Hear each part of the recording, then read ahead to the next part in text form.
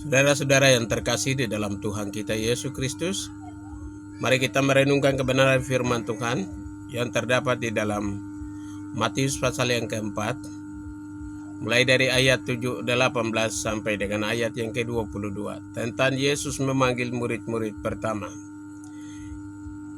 Ayat 18, ketika Yesus sedang berjalan menyusur Danau Galilea, ia melihat dua orang bersaudara, yaitu Simon yang disebut Petrus dan Andreas saudaranya, dan mereka sedang menebar jala di danau, sebab mereka penjala ikan. Yesus berkata kepada mereka, "Mari ikutlah aku dan kamu akan menjadikan penjala manusia." Lalu mereka pun segera meninggalkan jalannya dan mengikuti dia. Dan setelah Yesus pergi dari sana, lihatnya pula dua orang bersaudara, yaitu Yakobus dan anak Zebedius, dan Yohanes saudaranya bersama ayah mereka Zebedius sedang membereskan jala di perahu. Yesus memanggil mereka, dan mereka segera meninggalkan perahu serta ayahnya lalu mengikuti dia.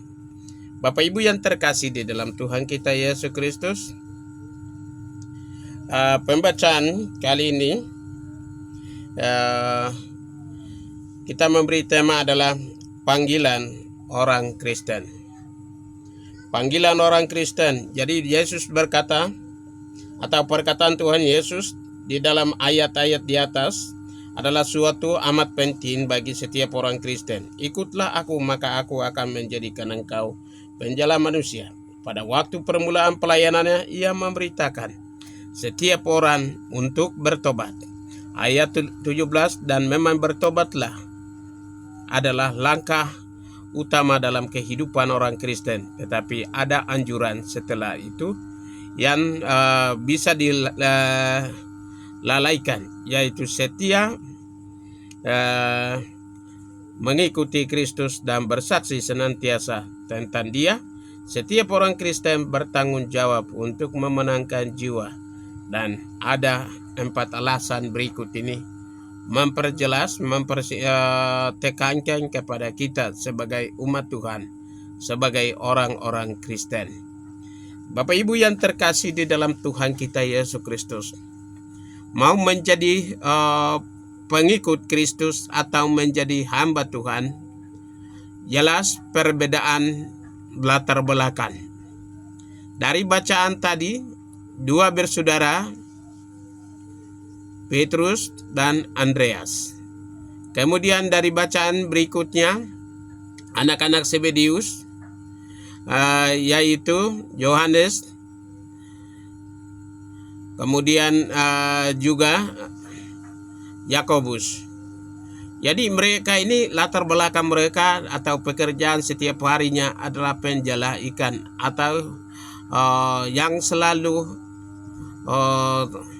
ada di laut untuk mencari ikan. Jadi setiap harinya mereka ada di sana untuk menghidupi keluarganya dengan kebutuhan-kebutuhan mereka. Bapak Ibu yang terkasih, mengapa mereka ini dipanggil? Dalam pekerjaan mereka tinggalkan. Artinya dari mereka tinggalkan perbuatan lama, tingkah laku yang lama, jalan yang salah, meninggalkan itu dan mereka mengikuti. Mereka ambil kesimpulan atau mereka mengambil sikap untuk melayani, mau mengikuti Dia. Ketika firman Tuhan datang kepadanya, mereka tidak menolak, tetapi apapun perintah Tuhan Yesus, dalam hatinya mau mengikutinya. Dan ketika mereka memanggilnya, tidak ada alasan. Bagaimana dengan perahu mereka? Bagaimana dengan jalan mereka? Bagaimana dengan kehidupan keluarga mereka? Tetapi mereka jalan. Dalam kesadaran itu muncul dalam setiap orang-orang percaya. Di masa kini, setiap hamba Tuhan pasti berbeda-beda. Untuk itu kita menerima tanggung jawab, sebab Alkitab menekankan demikian. Jadi kita sebagai orang-orang Kristen yang sudah percaya kepada Kristus, mari kita mengambil sikap, mari kita mengambil bagian. Karena itu adalah firman Allah. Firman Allah memanggil dari latar belakang yang berbeda, keluarga yang berbeda, kehidupan yang berbeda, tingkah laku yang berbeda. Jadi Tuhan memanggil setiap orang Kristen adalah latar belakang yang berbeda-beda. Itulah keunikan panggilan Tuhan Yesus bagi umatnya. Karena Tuhan memanggil dan panggilan orang Kristen, di situ kita dipanggil. Karena dari latar belakang kita masing-masing.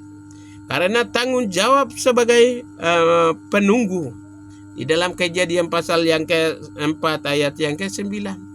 Kemudian juga di sana kita juga sebagai tanggung jawab sebagai penegur di dalam Yehezkel pasal 33 ayat yang ke-7 sampai 8. Kemudian kita juga sebagai bertanggung jawab sebagai pembawa berita di dalam Roma pasal 10 ayat 14 sampai dengan 15. Jadi itulah Tuhan punya rahasia untuk kita menjadi merubahkan sikap langkah kita untuk melanjutkan melayani firman-Nya, memberitakan firman-Nya. Yang kedua adalah kita menerima tanggung jawab sebab Tuhan Yesus memberi contoh di dalam pelayanannya. Kita mengambil tanggung jawab itu karena Tuhan sudah memberikan dan memberi teladan dan contoh sepenuhnya bagi kita sebagai umat Tuhan. Tuhan Yesus kadangkala dia lupa tidur, lupa makan. Kadangkala dia tidak tinggal di rumah yang nyaman. Sebagai setiap umat Kristen harusnya seperti itu karena itu adalah teladan yang Tuhan memberikan kepada kita.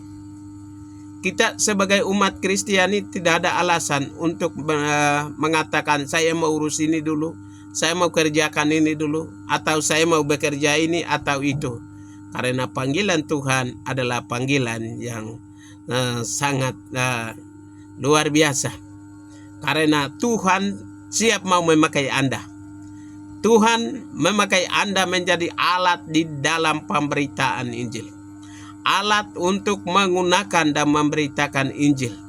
Alat untuk melanjutkan tugas dan tanggung jawabnya yang dia tinggalkan bagi kita. Dan dia memberikan kepada kita dan kita sebagai umatnya kita harus layani dia. Karena Tuhan Yesus memutuskan untuk berangkat menginjili di dalam Yohanes pasal 1 ayat 43. Tuhan Yesus sendiri memutuskan itu. Jadi ketika Tuhan memberikan tanggung jawab ini, kita memperhatikan. Karena Tuhan Yesus memberikan contoh dan teladannya kepada kita. Itu adalah keberhasilan sebagai seorang hamba Tuhan. Kuncinya ada di situ. Tuhan senantiasa dia akan menuntun. Tuhan akan meluruskan lidah bibir kita. Tuhan membuka wawasan dan pengertian kita. Lebih detail tentang kebenaran firman Tuhan. Dan setiap orang kita tidak ada punya alasan untuk membatalkan panggilan itu. Yang ketiga adalah ia menerima tanggung jawab jika kita memperhatikan kehidupan rasul-rasul. Tanggung jawab ini dia memberikan kepada kita. Pertama kepada rasul-rasul Tuhan Yesus. Yang kedua kepada rasul-rasul. Jadi pertama dari murid Tuhan Yesus, yang kedua dilanjutkan oleh rasul-rasul, dan hari ini ada pada kita. Dan saatnya kita bergerak dan bertindak untuk melanjutkan tugas dan tanggung jawab yang Tuhan pundakkan kepada kami. Karena Andreas merasa tanggung jawab dan membawa saudaranya kepada Yesus. Andreas tidak mengatakan bahwa kamu pergi urus keluarga dulu. Kamu pergi kasih tahu keluarga dulu. Jangan sampai mereka cari. Tetapi tidak. Dia harus membawa dengan saudaranya Yohanes untuk memberitakan Injil. Tidak memandang bagaimana dengan kehidupannya. Namun sampai hari ini keluarga atau hamba Tuhan masa kini, kadangkala kita mempunyai alasan yang cukup. Pertama kita dapat jemaat yang besar. Ketika tahun berikutnya kita dipindahkan jemaat kecil menjadi alasan. Alasan karena di sana tidak ada rumah pastori. Alasan tidak ada memberikan jaminan. Alasan tidak ada jemaat. Tidak, itu bukan alasan. Yakobus dan Andreas, mereka tidak ada punya alasan. Bertanggung jawab dalam keluarga mereka, kehidupan mereka, masa depan mereka, keluarga mereka, tidak ada alasan. Ketika Tuhan memanggilnya, mereka meninggalkan itu dan mereka pergi melayani. Jadi, jika kita memperhatikan kehidupan Rasul, maka menerima tanggung jawab itu. Karena Andreas merasa tanggung jawab dan membawa saudaranya kepada Yesus. Di dalam Injil Yohanes pasal 1 ayat 42, 1 sampai 42. Kemudian Petrus juga masuk penjara karena Injil. Di dalam Kisah Rasul pasal 12 ayat 1 sampai 9. Paulus ditangkap dan dipenjarakan karena Injil. Karena Kisah Rasul pasal 21 ayat 27 sampai 40. Jadi ini adalah teladan-teladan. Kadangkala kita umat sebagai umat Kristiani, karena di sana banyak politik yang melanda di dalam kehidupan pelayanan kita di tanah Papua. Kadangkala kita menjadi alasan, sementara umat kita masih ada dalam kehausan akan kebenaran firman Tuhan.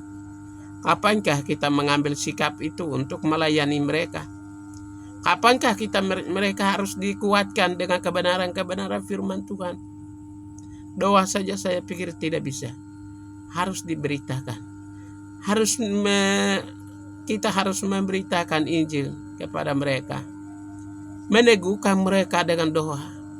Merangkul dan memberkati umat kita. Kadang-kala di dalam kehidupan kita sebagai umat Tuhan, terutama di tempat-tempat politik di tanah Papua, lebih khususnya di Duga, Jahukimo, Pegunungan Bintan, Puncak Jaya, Puncak, dan juga Intan Jaya. Jemaat kami ada dalam kehausan akan kebenaran firman Tuhan. Sudah lama mereka tinggalkan itu dan mereka ada di dalam hutan-hutan. Siapakah yang akan pergi? Ketika kita ada di sana, itu menjadi ancaman. Ketika kita datang kepada pemerintah apa yang bilang ini adalah mata-mata Indonesia, ataupun ketika kita datang kepada masyarakat, tentara TNI Polri bilang ini adalah mata-mata. Peristiwa tanggal 19 lalu,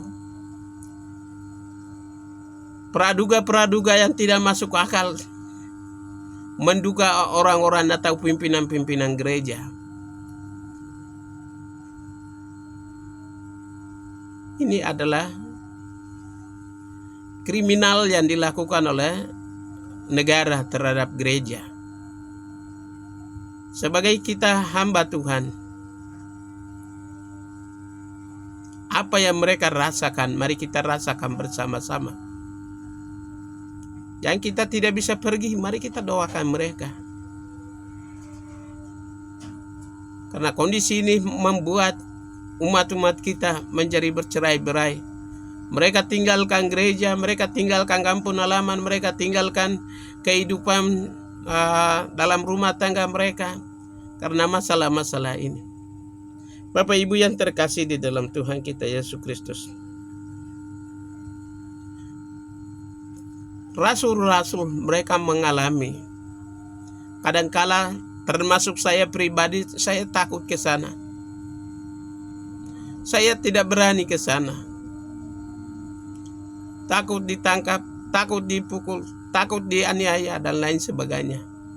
Mari Bapak Ibu dan saudara-saudara yang terkasih, kita dukung umat-umat kita dari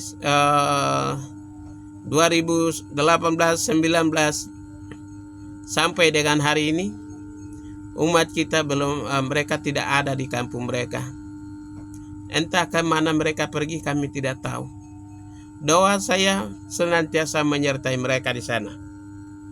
Karena kita menerima tanggung jawab sebab jeritan dari Raka dan juga untuk kita untuk menginjil.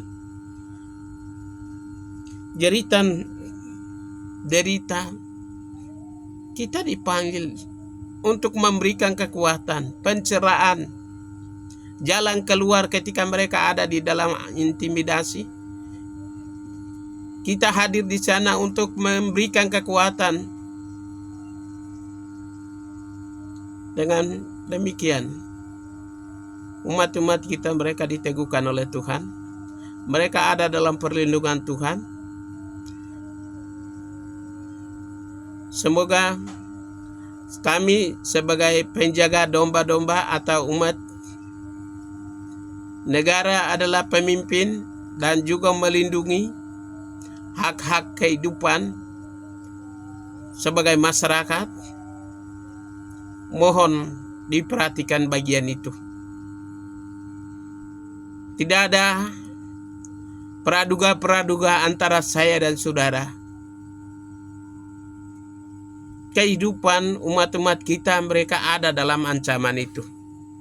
Demi keselamatan mereka dan kehidupan masa depan mereka. Mari kita bergandengan bersama-sama.